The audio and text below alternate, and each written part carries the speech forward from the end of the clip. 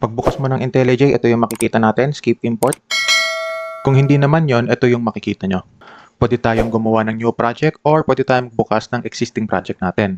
Dito sa kaliwa, pwede nating ayusin pa yung IntelliJ natin.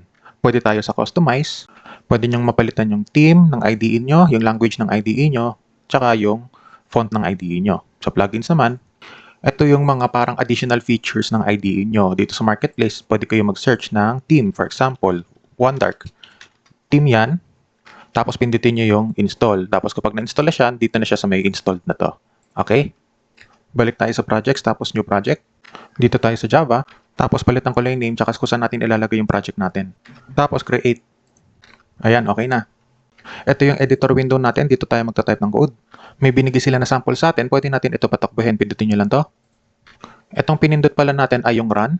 Pag pinindot nyo yung run, i-execute na yung code natin. Ito yung makikita natin.